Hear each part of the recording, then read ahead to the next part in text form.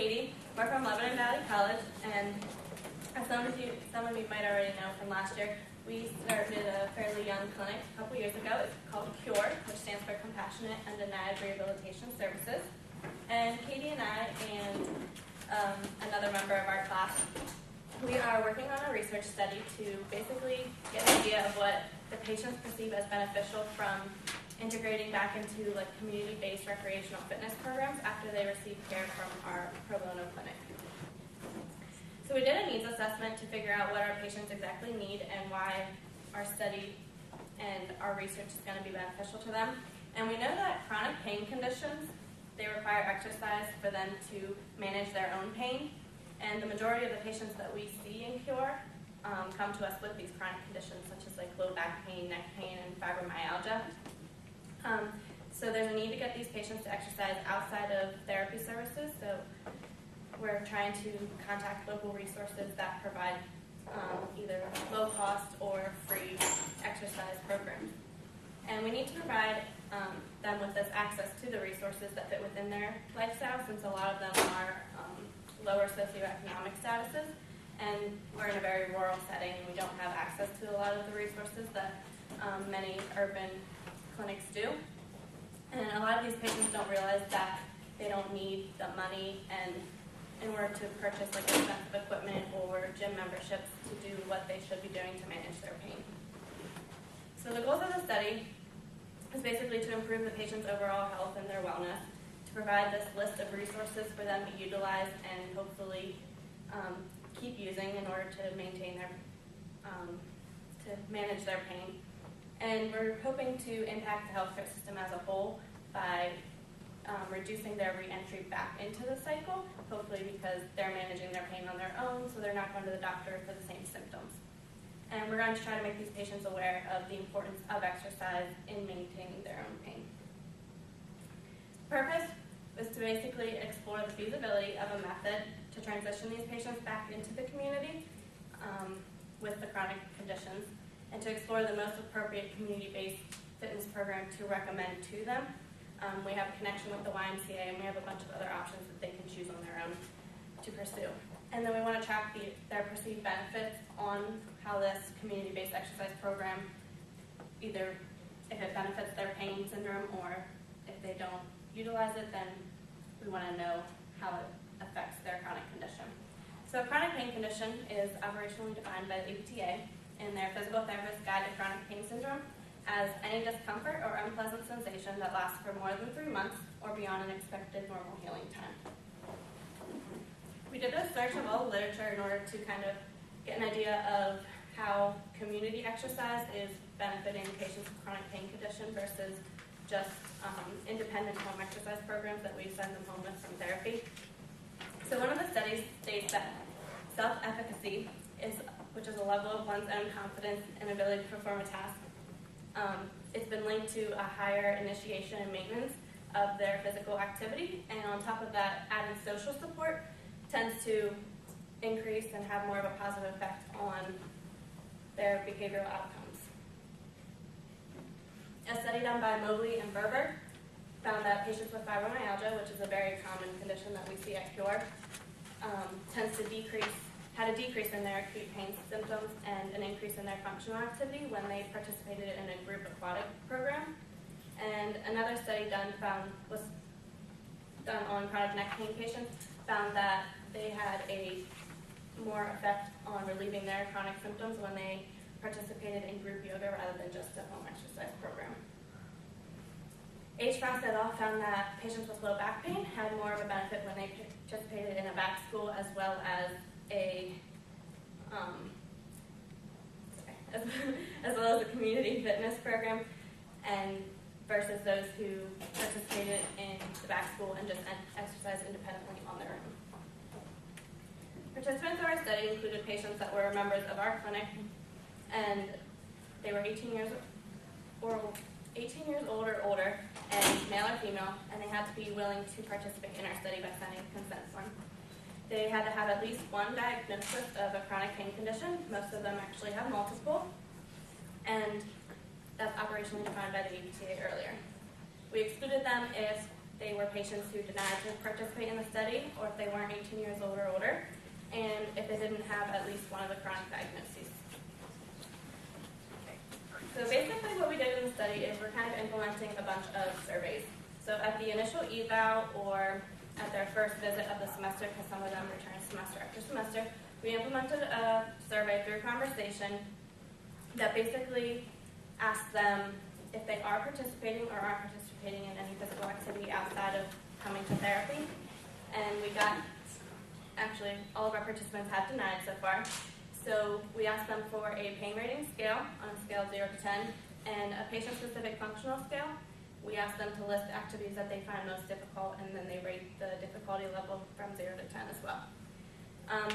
So after we got kind of a background of what their chronic condition is and what their rating of pain and activity limitations were, we kind of provided them the list of resources that we gathered, and we highlighted some of the specific ones that kind of suited their lifestyle and that we thought would benefit their particular pain syndrome more so.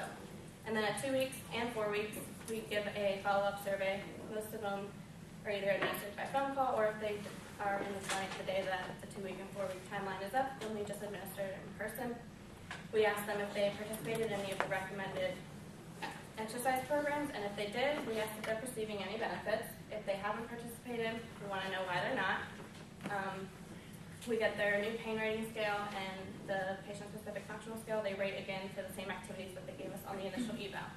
And then this kind of tells us whether or not the exercise is helping them manage their pain or increasing their function.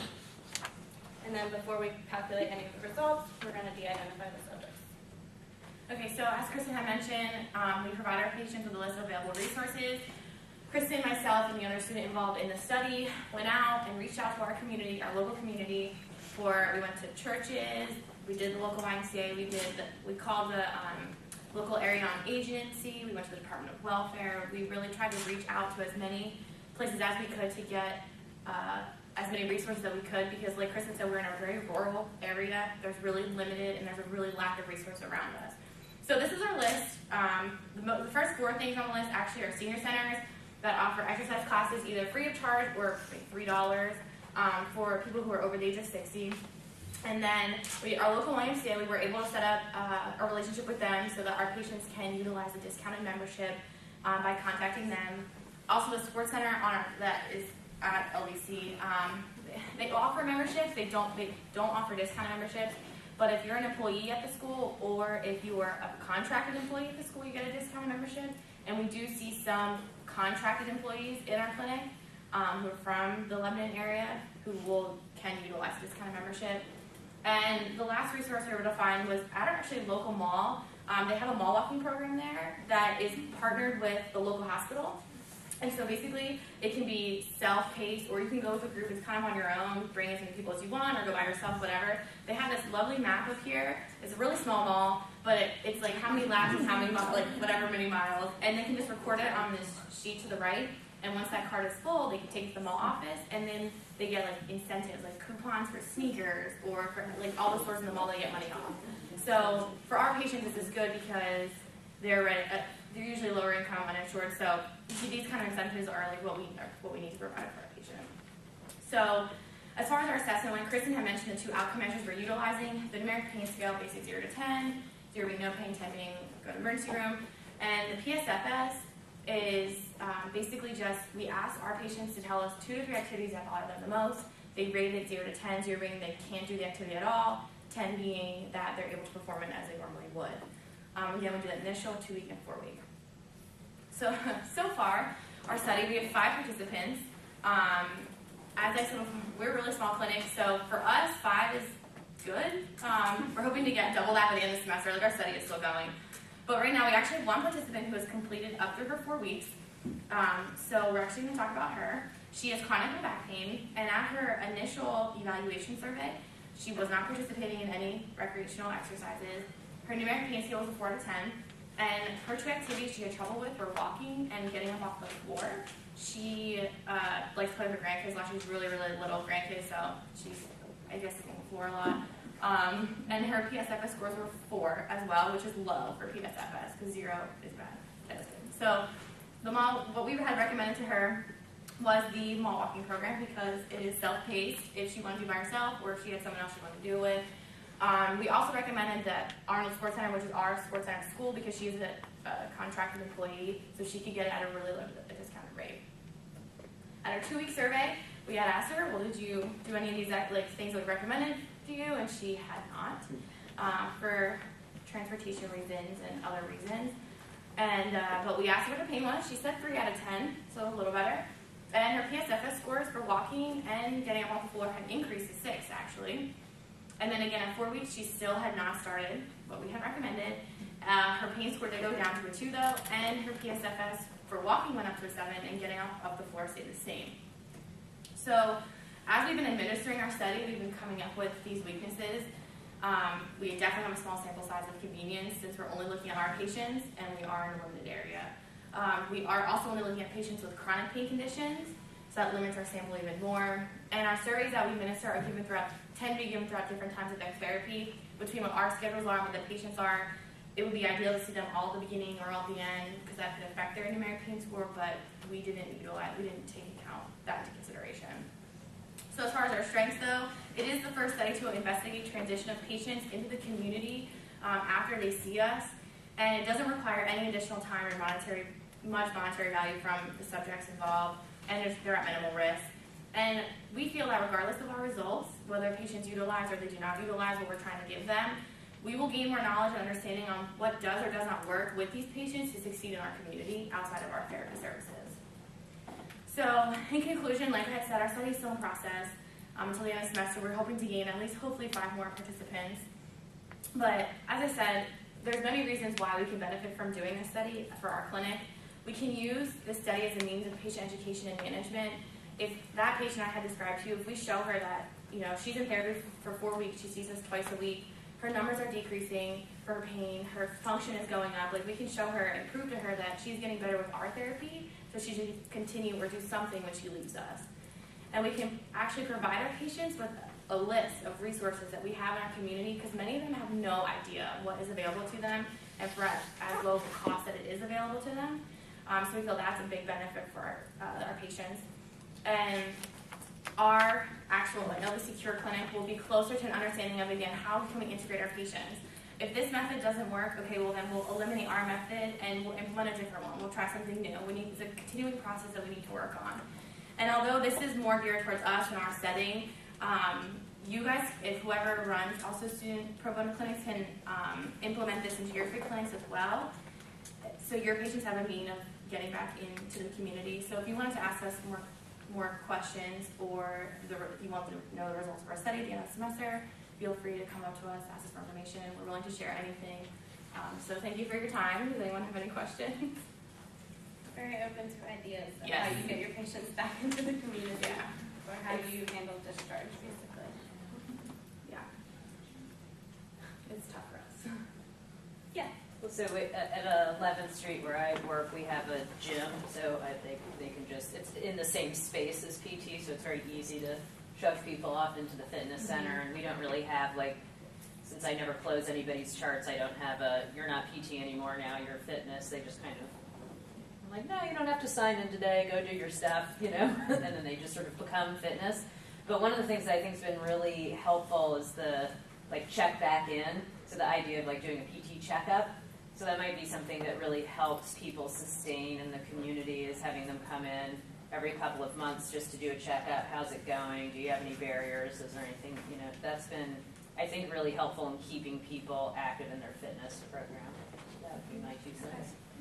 Yeah. I feel like that's a common theme with pro bono services, just because services are available to them. When they maxed out how much they're going to get from the care, the available to the region, because here in Chester we have the same problem, whether it's them getting to the resource that's available to them or the lack of resources available.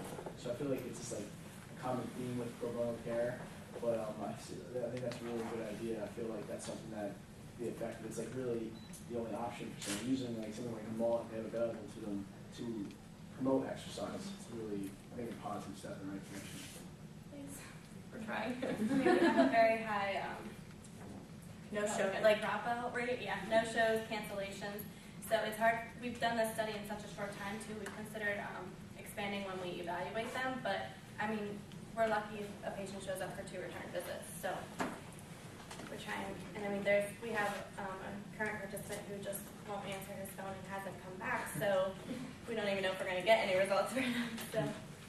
Do you guys have a criteria where you require them to take at least so many sessions to be in the study as well, or is it more just trying to see what like the exercise benefits are on this?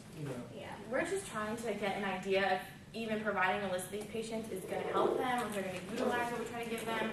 We didn't really go into details about how many sessions we just do at the beginning. They still see it. We're hoping that they'll still continue to see us and maybe do something outside of PT. Yeah. So far, that hasn't happened. No one has utilized the activities that we try to recommend to them.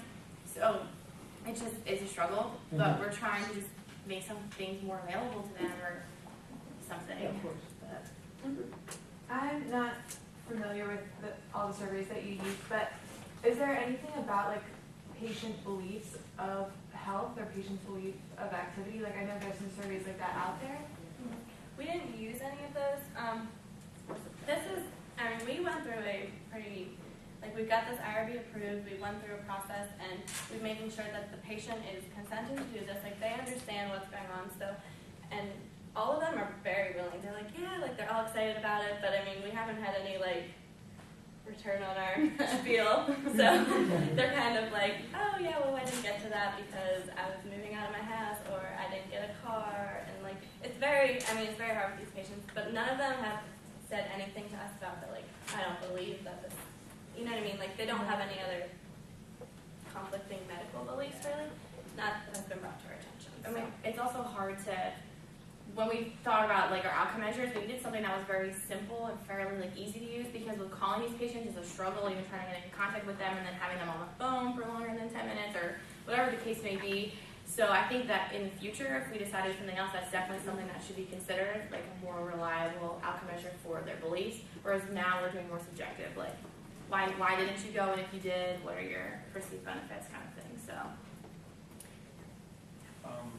Just due to time, just so we keep everything on schedule. If anybody has any other questions for them about their clinic, about their program, they can answer it when we go back into the main hall. But thank you very much for your presentation.